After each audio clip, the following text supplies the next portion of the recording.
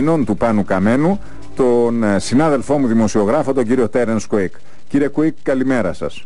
Καλημέρα κύριε Σεκύρη, καλημέρα κύριε Χατζηνικολάου. Θέλω να ρωτήσω πώς ακούσατε τα χθεσινά σχόλια του Προέδρου της Νέας Δημοκρατίας, του κυρίου Αντώνη Σαμαρά, για τα μικρά κόμματα της κεντροδεξιάς, κομματίδια τα αποκάλεσε, τα οποία δυσκολεύουν την προσπάθεια της Νέας Δημοκρατίας να επιτύχει αυτοδυναμία στις εκλογές.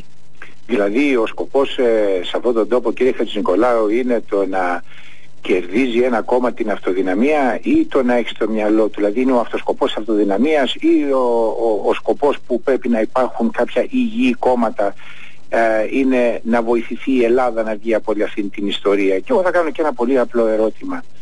Εμείς κομματίδιο, μάλιστα. Δηλαδή η πολιτική άνοιξη του κυρίου Σαμάρα τι ήτανε? Και πρέπει να σας πω ότι τώρα πάτε πίσω όμως, κάνετε ταξίδι στον χρόνο. Τώρα είναι αρχηγός μεγάλου κόμματος, οπότε... Ναι. Σύμφωνο, το οποίο όμως το έχει κατεδαφίσει αυτό το μεγάλο το κόμμα, έτσι, και ψάχνει να βρει κάποια ποσοστά τα οποία, έτσι, αν συνεχίσει και αν δεν γίνουν οι εκλογές όπως κάποιοι σεναριολογούν μέσα το πολύ μέχρι τις 6 Μαΐου και μας καβαλήσει και ο Ιούνιος, οπότε θα έρθουν τα νέα μέτρα, δεν ξέρουμε πώς γίνουν και αυτά και μονοψήφια νούμερα, οπότε δεν ξέρουμε για ποιο κομματίδιο θα μιλάμε. Αλλά εν πάση περιπτώσει εμείς σεβόμαστε ιστορίες και σε καμία περίπτωση δεν θα μπούμε σε αυτή την φρασεολογία. Αυτό όμως που σίγουρα πρέπει να σας πω είναι ότι ανέβασα ένα tweet χθες το βράδυ λέγοντας ότι ο κύριος Σαμαράς αποκάλεσε στους ανεξάρτητους Έλληνες κομματίδιο. Εσείς τι θα θέλατε να το απαντήσουμε?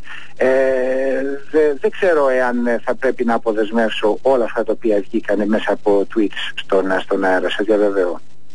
Πείτε μου, σας παρακαλώ, πάμε στην επόμενη μέρα των εκλογών, αφού το ζήτημα για το οποίο γίνεται συζήτηση είναι το ζήτημα του πώς θα κυβερνηθεί ο τόπος. Σε αυτό άλλωστε αναφερόταν και η δήλωση Σαμαρά, ότι παρεμποδίζουν τα κομματίδια, τα υπόλοιπα του χώρου της κεντροδεξιάς στην αυτοδυναμία του. Περίπτωση συνεργασίας των ανεξάρτητων Ελλήνων την επόμενη μέρα με τη Νέα Δημοκρατία για να σχηματίσει η κυβέρνηση υπάρχει? Δεν υπάρχει καμία περίπτωση με Νέα Δημοκρατία, Πασόκ, που είναι τα κατεξοχήν μνημονιακά κόμματα, όπως επίσης έχει ξεκαθαρίσει ο κύριος Καμένος ότι δεν θα συνεργαστεί, επειδή του τέθηκε το ερώτημα, και με την Χρυσή Αυγή. Κανένας, και γι' αυτό το λόγο, κύριε Χατζηνικολάου, την Κυριακή οι ανεξάρτητοι Έλληνες δεν θα πάνε στις εξέδρες των εντός εισαγωγικών επισήμων για την παρέλαση. Θα είναι μαζί με τους άλλους ανεξάρτητους Έλληνες.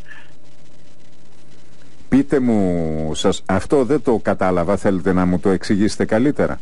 Το θέμα της εξέδρας? Ναι. Δεν μπορούμε να συνυπάρχουμε σε εξέδρες επάνω. Φοβάστε μήπως δεχθείτε κι εσείς επιθυμίες με νεράτζια και γιαούρτια? Δεν φοβόμαστε. Εξάλλου τα νεράτζια έχουν φροντίσει και τα έχουν κουρέψει σαν το PSI και σαν τα ταμεία. Κούρεψαν και τα δέντρα, κύριε Χατζηνικολάου. Δεν υπάρχει τέτοιο θέμα.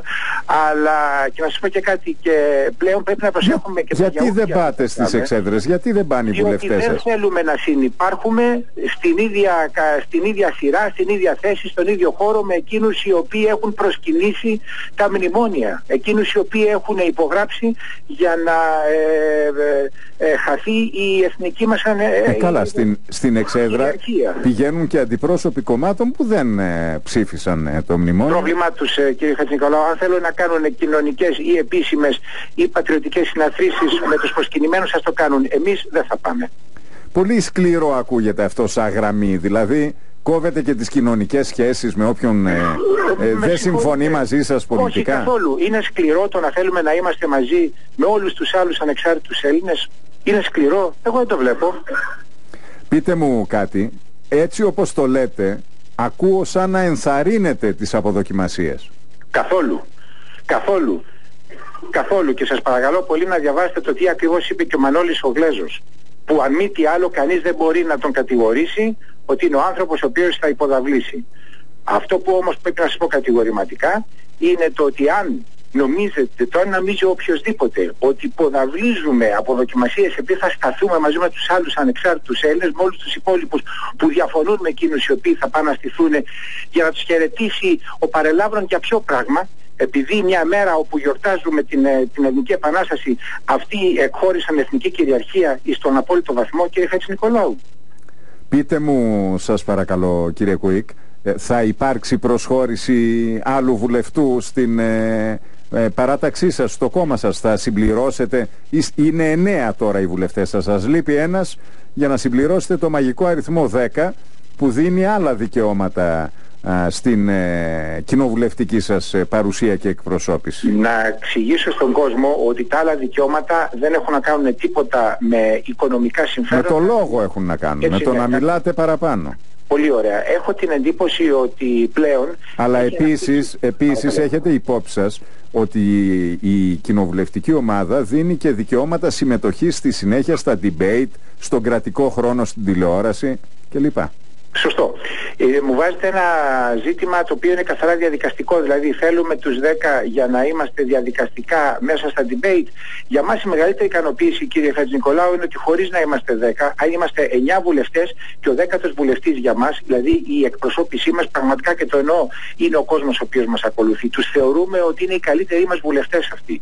Εντάξει, τώρα, δεν είναι επικοινωνιακό αυτό που σας λέω. Πώς δεν είναι? Τι είναι? Δεν είναι. Επικοινωνιακό είναι. Να σας πω γιατί. Διότι και Facebook έχετε και Twitter έχετε και στο διαδίκτυο μπαίνετε και το... Facebook δεν έχω, έχει μόνο ο Γιώργος Τράγκας και μας έχει απαγορεύσει στους υπόλοιπους να μπούμε. Και βλέπετε ότι διαδικτυακά μας ακολουθεί και μας κατευθύνει, μας στηρίζει, μας συμβουλεύει, ζητάει από εμάς πράγματα και κυρίως όλος εκείνος ο κόσμος ο οποίος μέχρι πρόσφατα ήταν στο καναπέ.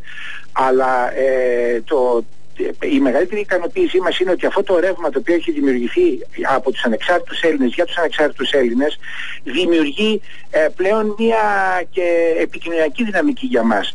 Δηλαδή ο Νίκος Χατζηνικολάου θα μας πάρει το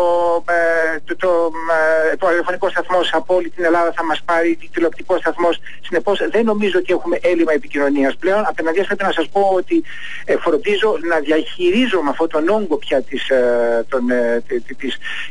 η ζωής που δεχόμαστε από όλη την περιφέρεια όσο μπορώ καλύτερα και με νέους εθελοντές δημοσιογράφους. Έτσι όπως σας ακούω, μάλλον δεν θα υπάρξει 10ος βουλευτής, καταλαβαίνω.